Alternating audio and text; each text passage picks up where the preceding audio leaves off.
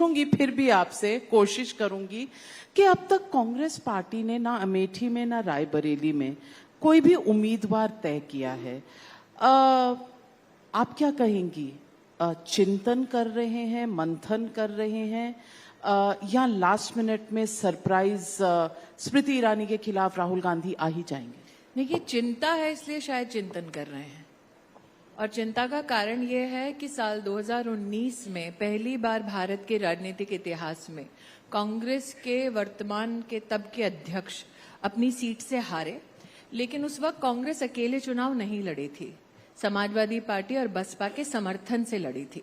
तो आज जिसे आप इंडिया अलायंस कहते हैं, उसको अमेठी में भारतीय जनता पार्टी ने एक तरफा हराया साल 2019 में।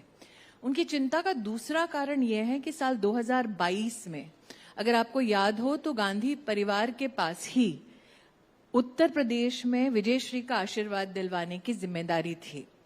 तब अमेठी में भाई बहन का जोड़ा आया था कि अमेठी में भारतीय जनता पार्टी को उन्हें परास्त करना है।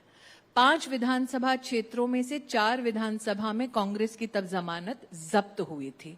जिस कांग्रेस पार्टी को साल 2019 में 4,30,000 से ज्यादा वोट मिला था, वो कांग्रेस पार्टी 2022 में 1,30,000 के आसपास अपनी वोट में सिमट कर रह गई थी।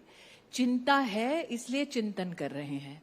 चिंतन का कारण एक ये भी कि हाल फिलहाल में किसी ने जय घोष कर दिया कि एक यात्रा लेकर आप अमेठी से गुजरें तो लोगों की भीड़ उमड़ पड़ेगी। फसाना कुछ ऐसा है कि न सिर्फ पूर्व अध्यक्ष आए बल्कि वर्तमान अध्यक्ष भी आए। उनका कम्युनिकेशंस का पूरा एक कुनबा आया। कुछ ऐसे नेता भी आए जो कसीदे पढ़ते हैं खानदान के, और जब वो आए तो उनको समझ में आया कि जनता तो क्या, उनके कार्यकर्ता स्वयं उनका स्वागत करने नहीं पहुंचे थे। हाल ये हो गया कि जब यात्रा लेकर आए तो उन्हें जाकर जनपद के बाहर टोल नाके पर कार्यक्रम करना पड़ा, वहां पर भी कोई नहीं आया। हाल ऐसा कि अगर आप उनका घोषित कार्यक्रम देख लें तो वो कांग्रेस के अमेठी के जो कार्यालय में भी रुकना अपने आप को मुनासिब उन्होंने नहीं समझा, और जो वो पूरा भूगोल जानता है, सुल्तानपुर से रायबरेली के लिए उन्होंने हेलीकॉप्टर लिया।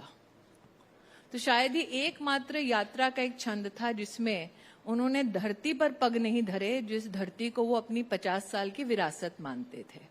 और अगर किसी को ये खुशफहमी है कि लास्ट मिनट में कैंडिडेट अनाउंस कर देंगे और मैं बहुत चक्की रह जाऊंगी, तो इससे ज्यादा कोई जुवेलाइन पॉलिटिकल पोजीशन हो नहीं सकता, क्योंकि हम जानते हैं अंततोगत्वा कोई तो लड़ने आएगा ही।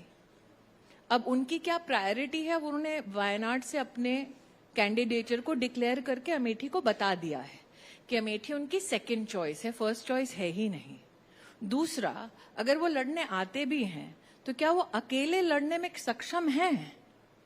तो जो नेता अकेले से मतलब बिना अखिलेश, बिना मायावती, अपने दम पर, जहां 50 साल से उनकी एक हुकूमत रही है, जहां पर उनका नाम है, रुतबा है, शोहरत है, क्या वहां आज गांधी खानदान का कोई भी व्यक्ति अकेले अपनी पार्टी के सिंबल पर लड़ने की क्षमता रखता है या रखती है?